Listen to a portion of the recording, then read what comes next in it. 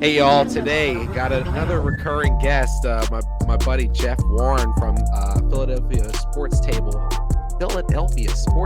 podcast show, which is the longest running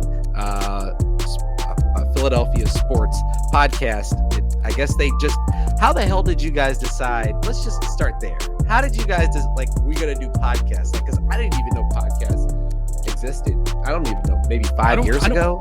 I don't want to, first and foremost, thanks so much for having me back on. It's always good to talk to you. Good to catch up. You've been on our podcast a number of times this year doing Eagles post-game shows.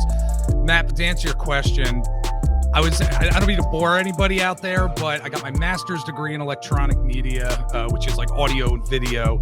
And I knew I wanted to do something with that right after I got done, basically, getting my degree. And I learned about the world of podcasting a bit, during my coursework, and decided to ask one of my buddies, who's one of my co-hosts still to this day, Len, in my basement. Okay, podcasting in the basement, that's how it was for us, where we were actually just doing it in person. We'd meet up once a week, and we just started recording ourselves talking about the world of Philly sports. And it was something that we just enjoyed doing. We were passionate about it. And I think that's something you've learned here over your time doing the Honorable Mention podcast. Absolutely. You have to be passionate about this, or it's just not going to stick. So we've been doing it 9.5 years. And I think it might've been around year 5 or so, year 4 or 5, where I was like, I'm going to take a look in Apple Podcasts and see where other Philly sports podcasts are, and kind of go back in time with them. And I was like, oh my God, we've been doing this longer than anybody, consistently. We've been doing this longer than anybody else out there. So it's been since April 2013. April 2013. So you're coming up on 10 years. Coming up on 10 years. Yep. Wow. 2013. That's the 2012 season. Is that Mark Sanchez? 2012? That is, it's Chip Kelly for sure. We started doing our Eagles post-game shows then. I don't know if it was Mark Sanchez. Was it Sam Bradford? It was Bradford, yes. Yeah, it was Sam Bradford. Dear God. Gosh. Boy, what a moment. So much turnover. Absolutely. So a moment in turnover. time for Philadelphia Eagles fans for sure. Jalen Hurts is the first Eagles franchise quarterback to take the Eagles to the Super Bowl since Donovan. Do you think There's so? Donovan and Jaws. I don't think Nick Foles was ever. No, I'm not saying Nick. I thought Carson. I'm saying Carson Wentz. I think there's an argument to be made. I don't think so. Season, it depends on what taking to the Super Bowl means. Does it mean simply playoffs, or does it mean the season as a whole and what the team was able to do, what the team was able to overcome, the adversity from that year based on Carson Wentz's play, the fact that they ended up losing Jordan Hicks, they ended up losing Jason Peters that year on the offensive line, that makeshift offensive line that we saw every now and again. I don't know. When you say take to the Super Bowl, I think you gotta have the regular season in there. And that's why I would say Carson Wentz did actually help to take the Eagles to the Super Bowl. Yeah, but it's kind of like the same thing where, with T.O., T.O., you didn't get us to the Super Bowl. I'm sorry, buddy. You were riding pine while we got you to the Super Bowl. Very true, but he was the cherry on top. Yes, he was the cherry on top for sure. Yes. And then he balled out. Yes. He absolutely, without question, had one of the best receiving performances just ever. He absolutely was, if the Eagles won, he was the MVP. Yeah, absolutely. And they lost by 3. Yeah, it was so close. It came down to, we remember that. The pick at the end. The Rodney. pick at the end. Patriots winning Super Bowls by 3 points. How many times have they done it? Close games back People then. have looked into those, but I will say that he still won because you still have to play football better than other guys. Even if you know the plays that are happening, potentially could be happening, you have to get there, make the plays. But, winning by 3 points is it's still sore. I got to say that it's still sore, but 2017, 2018, that season, that magical season, I think helped to soften that a bit, and that's why going into this particular Super Bowl, Matt, and I'm not sure how you're feeling about it. In fact, my co-host Len and I talked about it on our podcast episode. It's going to be dropping Thursday this week, which we recorded yesterday. We're not as amped. I don't want to say amped, but we are not. We're a little more calm this time around. Yes, And I think it's because we have that Super Bowl. Eagles fans have that Super Bowl. It's in our back pocket. We're always going to have it. Nobody can take that magic away from us of what that season was, how Nick Foles performed in the playoffs, how LeGarrette Blount performed, Jay Ajayi, Patrick Robinson as well. You had a culmination of magical moments throughout that season and throughout that playoff run to lead to the Super Bowl. We have, again, that in our back pocket. So I'm a little more calm actually this time around, because I think the expectations were not that the Philadelphia Eagles were going to be in the Super Bowl this year. I don't think that was an expectation. So it's like the Phillies. This is like gravy for us. So I don't know. I'm a little calm heading into this, and I'm a little worried about it. Things could probably change Sunday. I bet things definitely change mentally for me. I bet a lot on it. That things will, and it will for all of us. I think at the end, at the end, there's going to be some kind of slight that all of us will watch, and some coverage of the game that we'll see will be like, you know what, screw this. They don't believe that we're the best team to ever wear a helmet, and then we'll decide that we're, the dogs, and it's going to be exciting. But you're right. I mean, it's not. It doesn't feel the same, and a lot of people have said that. And I don't think that's a bad thing. No, not at all. Because we've been here before. The saying, act like you've been here before. Like we weren't acting like we had been there before because we had never been there before. Right, exactly. We had not been necessarily in that position. I mean, aside from 2004, for those of us old enough where, we were sitting on the edge of our seats then, and it ended in utter disappointment, of course. I didn't feel good about that one heading into that game. I don't know about you, but I didn't feel good about. No, I didn't. I felt like the Patriots are going to beat us. Yeah, I did too. I was like, we could pull out a miracle. Maybe T.O. is going to be unbelievable, which he was, like we just said. Yes, it wasn't enough. Wasn't enough. Nope. Totally different feeling than this year. I feel like the Eagles have to not play. The Eagles have to play below. We give grades on whenever I come on your show. So yes. I would say that the Eagles as a team would have to have it under a B- game. They could play a B game and lose this game. But if the Eagles are anywhere around A-, I think if they bring their A-, and I hope they're not listening. Oh yeah, we could just chill out, and laze, and hit the beach before the game or wherever, go right out to LA and then come back. No, but I think that the Eagles are just pound for pound.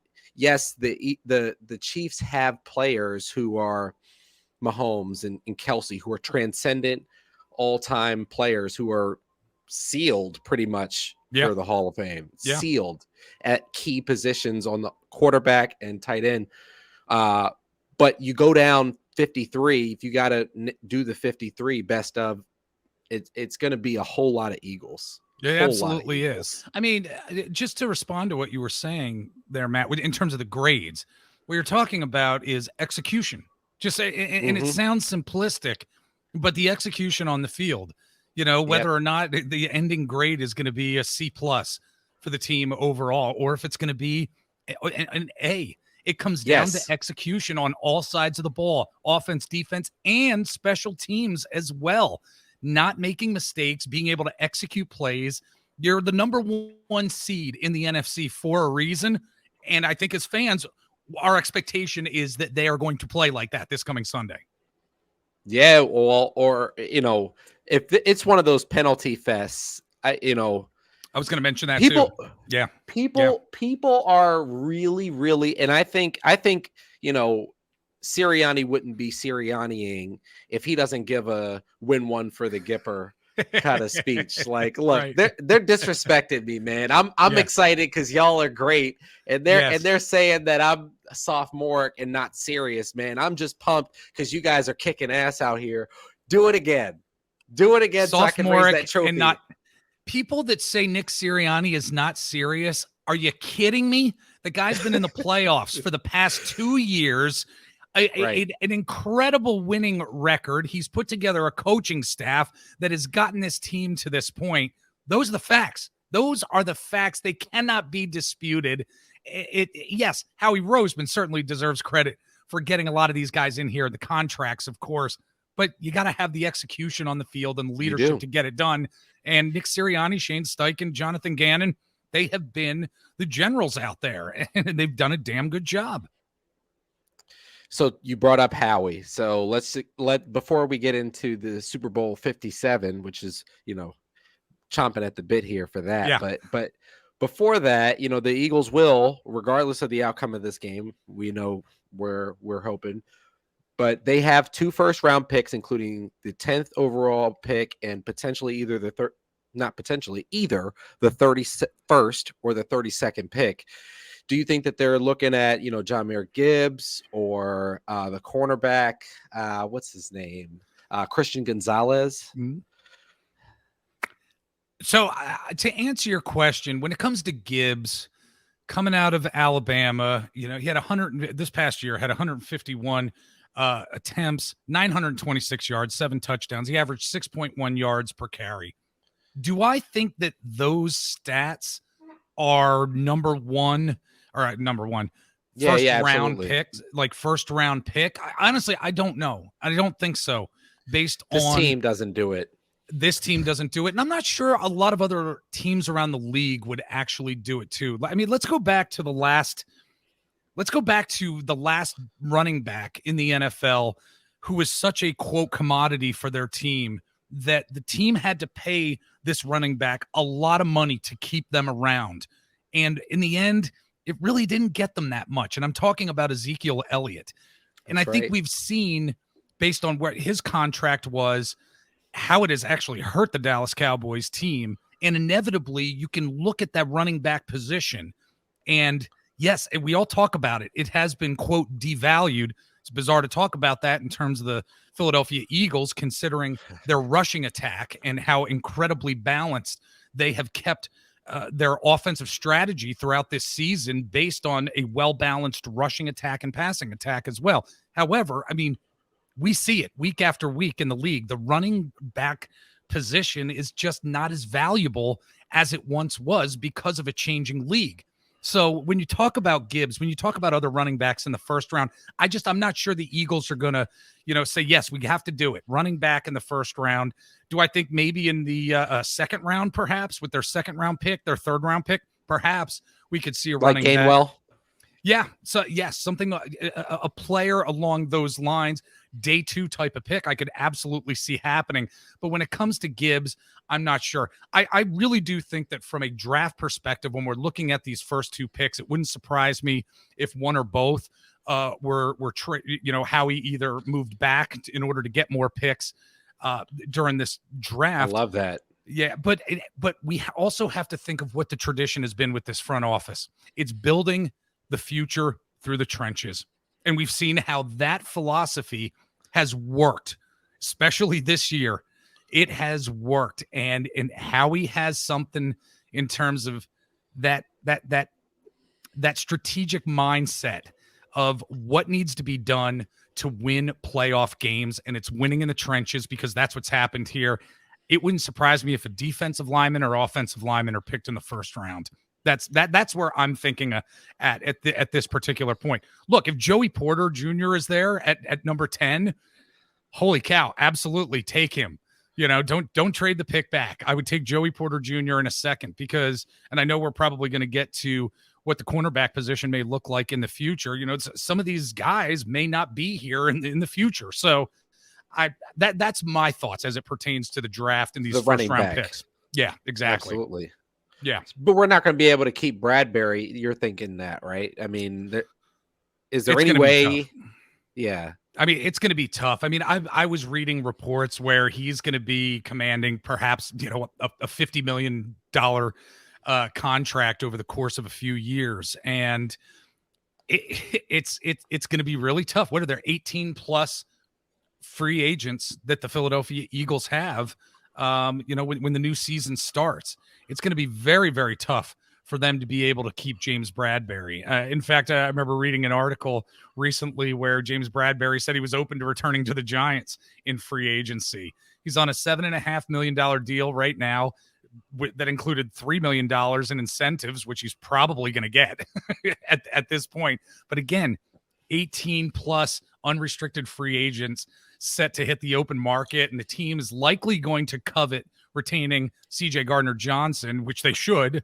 And they probably would do that over James Bradbury. That's my thought. Okay. So the Eagles have never recorded an interception in the Super Bowl. Do you think that they change that this year?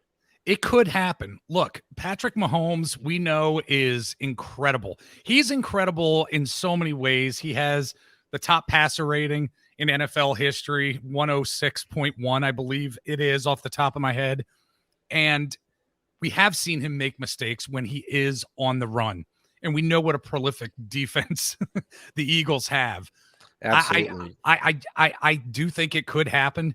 I do think that CJ Gardner-Johnson or one of our, or even Avonte Maddox, I should say, could potentially get that interception in this game. If I had to pick two players that might get that pick or pick six, it'd have to be CJ Gardner-Johnson or Avonte Maddox. That's my thought. Because again, he's so good, Patrick Mahomes, getting outside the pocket when the blitz is coming. I mean, he's a master at it. However, he's been prone to make mistakes. Yep. And look, the reality is he still has a high ankle sprain. That thing is not 100% healed. There's it's not no 100% healed. No. There's no way. I don't care how much they numb it.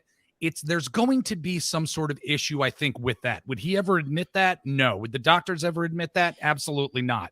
However, it's going to impact his play in some way, shape, or form.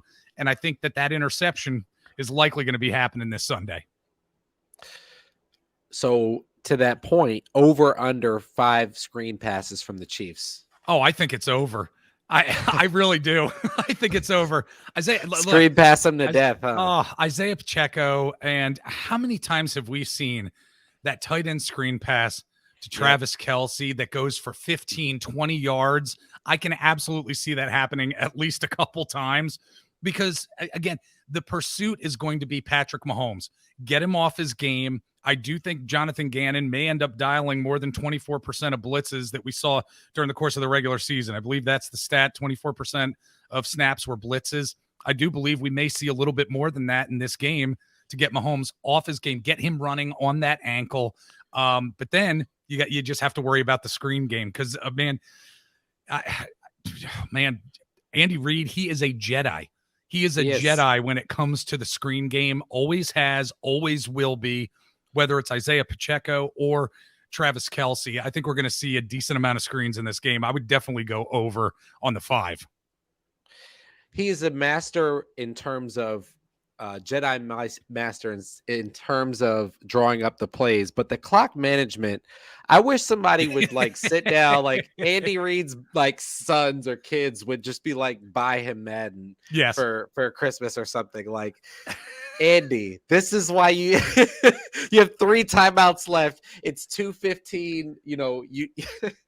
I go back, Matt, to a conversation I had with a friend of ours in the podcast world and in the Eagles Nation, Shane Half. He came on our show just a few weeks ago. Yeah, we were talking about this in particular. Why is it so difficult for head coaches to understand clock management, time management in the NFL? Shane was fantastic with his answer, basically saying, look, when coaches go in for interviews with the general manager, ownership, whoever, they're not talking about clock management. Why? Because they believe that third down is going to get them that first down. So therefore, plan B of what to do on 4th down isn't necessarily in the back of their minds. So they're kind of scrambling at that point. Time is running off the clock. And, this is stuff that doesn't get into during interviews, during the hiring process. So Shane's advice was a lot of these head coaches just need to play some Madden and they'll get some clock management for sure. I hadn't even heard your episode, but that's what I'm saying. It's really not that difficult. It's really not. No. It's not. Play some Madden, and you're going to learn some clock management, Andy Reid, and every other NFL coach out there as well. Except Nick Sirianni. Nick Sirianni's been pretty good with his clock management. Oh, yeah. I'll knock on wood anywhere, all Eagles fans. But, yeah. So Do you expect any kind of Philly special, Philly kind of magic plays this Sunday? I would love to say yes. I really would. And I think we may see on both sides of the ball, or both Okay. teams. I mean, both teams. Okay. I think we've seen offensive linemen catching touchdown passes for the Kansas City Chiefs in the past.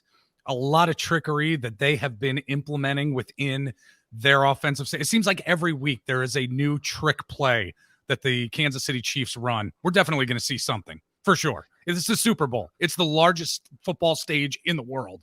We're going to see it. Philadelphia Eagles, yes, there is tradition. There is a tradition because of the Philly special, as you mentioned. And I think Nick Sirianni, with that chip on his shoulder, is going to show us something else. It's not, of course, it's not going to be the Philly special. Some sort of trick play. Again, the biggest stage in the world.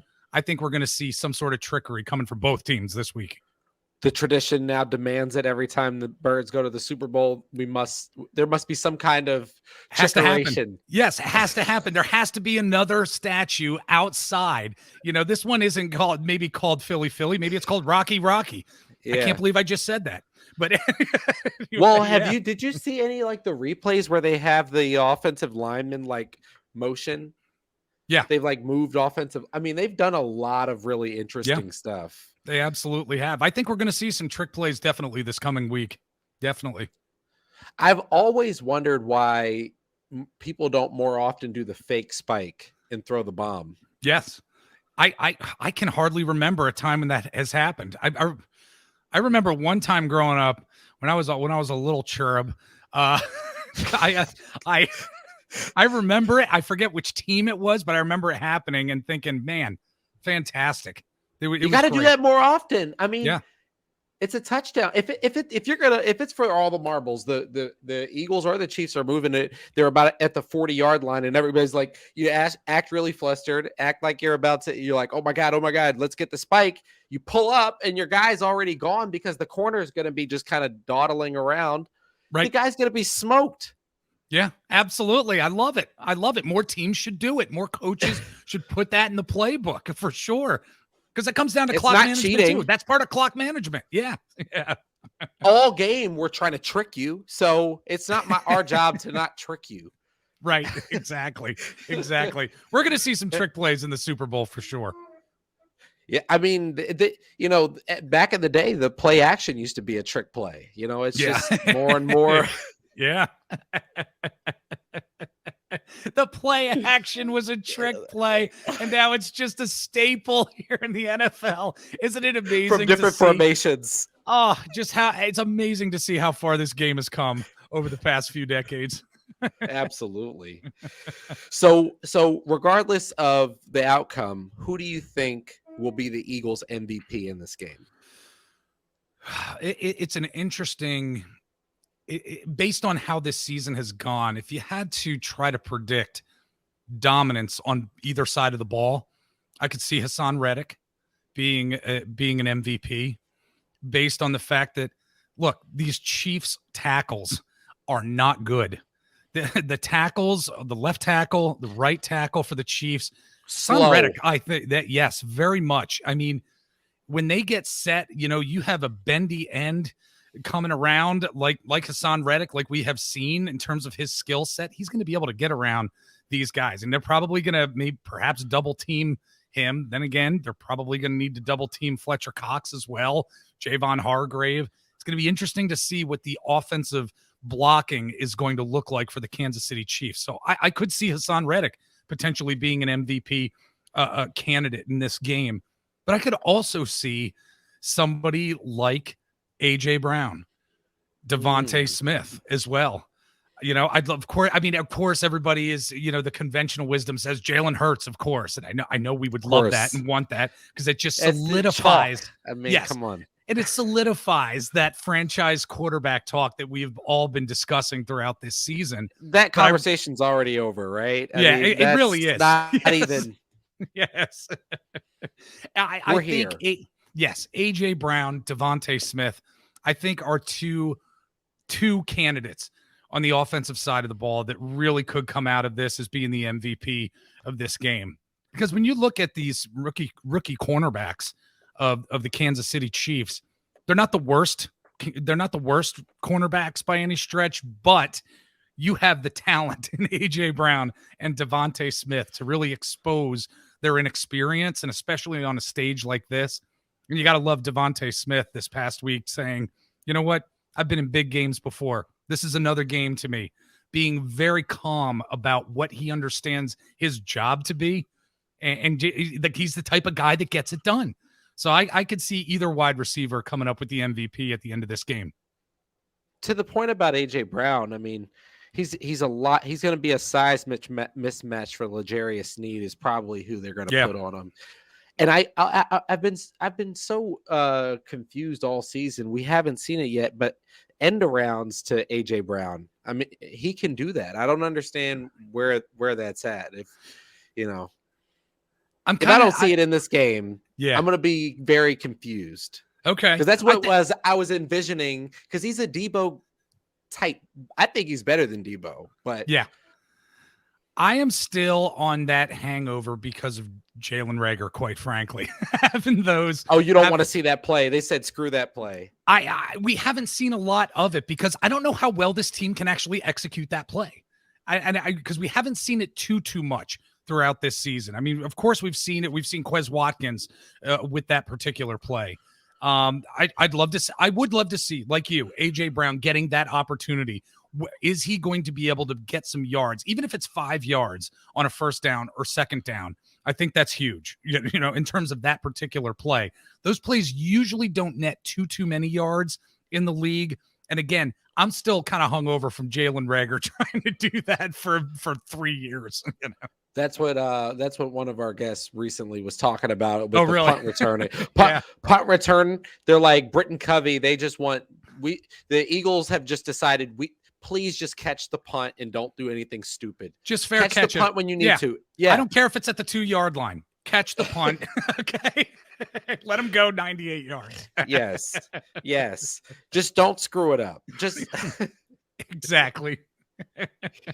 So regardless of outcome of the game, what about the Chiefs? Chiefs MVP. Who are you thinking? Chiefs MVP. It's going to be either Patrick Mahomes or Travis Kelce. They're two biggest playmakers. Could it be Chris Jones? It could potentially. I think Chris Jones is going to have a difficult time in this game against this Eagles offensive line. I think he's going to be doubled every single play. This Eagles, the offensive line is the best in the league for a reason. We saw a quote dominant Giants, defensive line. Well, I mean with Lawrence, of course, not being able to do much of anything. The Bosa for the 49ers not really being able to do much of anything. I think Jeff Stoutland has these guys coached so well that there isn't necessarily going to be the type of impact that Chris Jones has had against other teams. Chris Jones has not faced an offensive line like the Philadelphia Eagles. So I don't necessarily look at what they did to Nick Bosa last week. Yeah, exactly. One of the best in the league. And he was defensive MVP. Yeah. He's going to be the defensive MVP this year. And he was made.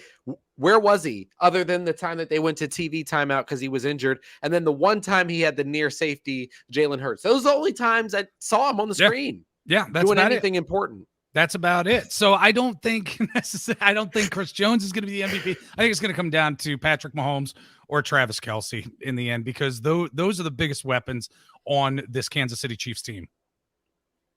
Who wins Super Bowl MVP? Oh my gosh. Who actually gets it? This tells me, obviously, you're not going to win Super Bowl MVP if you lose. So exactly.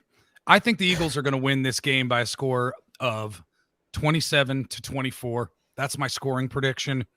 And I am going to say that one of the wide receivers, and I'm going to go with Devontae Smith, that he is going to be the MVP of this game. Ooh.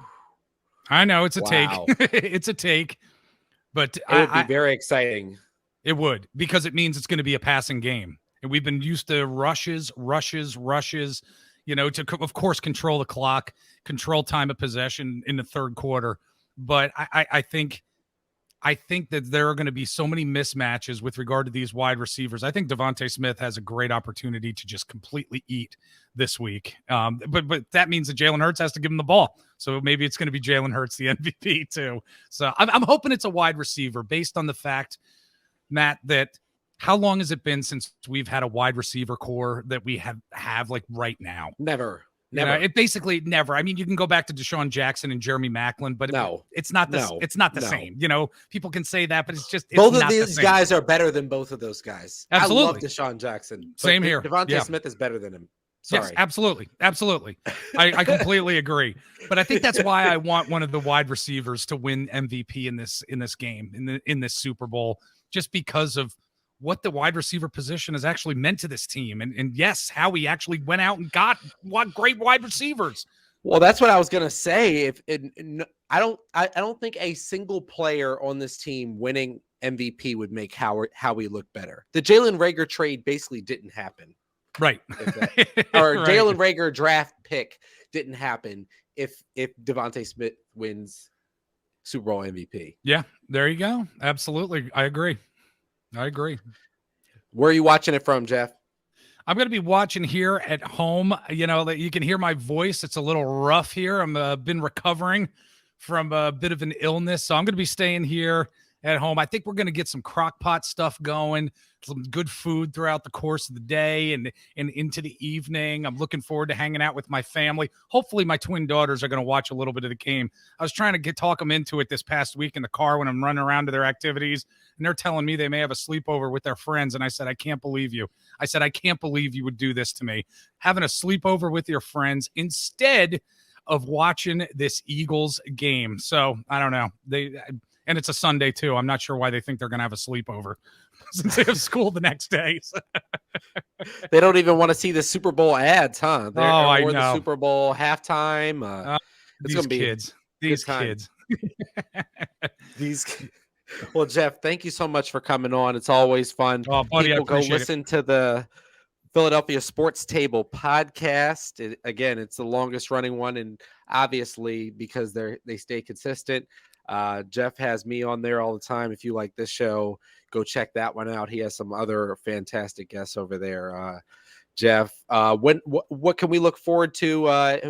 Have you already taped the one for this week? We have this week. What's going on? Yeah, we have. We've got our Super Bowl preview where my co-host Len and I just get into various points of what we can expect, what our concerns are with regard to the Philadelphia Eagles heading into this Super Bowl. It's going to be dropping on Thursday this week, PhiladelphiaSportsTable.com or on Apple Podcasts, Spotify, all major podcasting platforms. And we also not just going to be talking about the Eagles, but we're going to be getting into the Sixers. We're going to be getting into, what this season has meant, the cohesiveness of this team and what we are seeing. Yeah, they took a crap against the Knicks, had a tough one against the Magic, but this team has become a cohesive unit. We're going to talk about that. We're also going to talk about the fact that catchers and pitchers are going to be reporting down in Florida for the start of the baseball season too, and what this Phillies team is going to look like, and what we're going to be getting excited for. So that's a few subjects that we have in store for this week, buddy.